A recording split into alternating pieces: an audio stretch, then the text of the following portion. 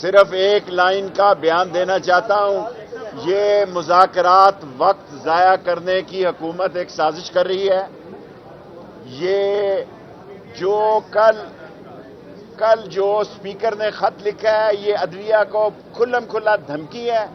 بلاول بھٹو کہتا ہے کہ ان کو اس سپریم کورٹ کو پیش کریں، اس کو پیش کریں استحقاق کمیٹی میں.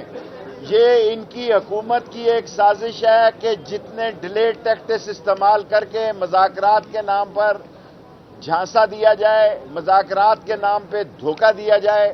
ان کی پوزیشن ہی نہیں ہے. الیکشن یہاں کی کون کرانے جائیں گے؟ یہ ان کے پاس کینڈیڈیٹ ہی نہیں ہے، ان کے پاس پولنگ ایجنٹ ہی نہیں ہے، اور یہ بھاگیں گے. اور سپریم کورٹ آج تک قائم ہے کہ 14 تاریخ کو صوبے کے الیکشن ہوں گے. ان کو لگ پتا جائے گا. ایک سے یہ زیادہ مجھ سے بہتر ہے، لیگل لوگ ہیں، میں لیگل آدمی ہوں.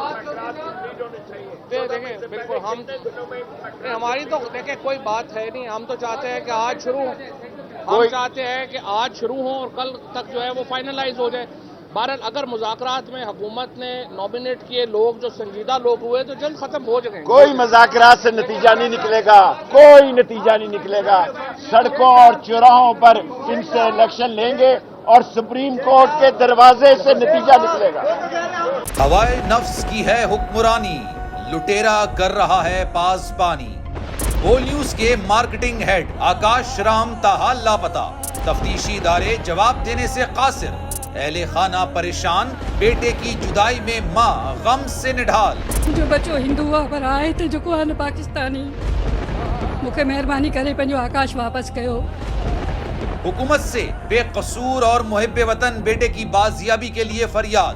آکاش رام کے اغوا کے خلاف اہل خانہ کی جانب سے سپریم کورٹ میں درخواست دائر. سپریم کورٹ کے چیف جسٹس عمر عطا بندیال سے آکاش رام کے اہل خانہ کی جلد سماعت کی استدعا. سمیع ابراہیم اور صدیق جان کی سپریم کورٹ کے باہر اہم پریس کانفرنس. ہمارے پاس اور کوئی آپشن نہیں رہا. ان کی فیملی بھی یہ بات کہہ رہی ہے کہ ہمیں یہاں پہ پارلیمنٹ اور سپریم کورٹ کے سامنے احتجاجی کیمپ لگا کے بیٹھنا چاہیے. چیف جسٹس پاکستان سے استدعا کر رہے کہ اس پیٹیشن کو لگائیں اور جواب لیں ان اغواکاروں سے. مشکل کی اس گھڑی میں عالمی میڈیا نے بھی اٹھائی آواز. CNN، آج تک، انڈیا ٹوڈے، ٹائمز ناؤ سمیت عالمی میڈیا نے آکاش رام کے اغوا کے خلاف دیا بول کا ساتھ. اف کیا ظلم ہے، بول انصاف کا منتظر.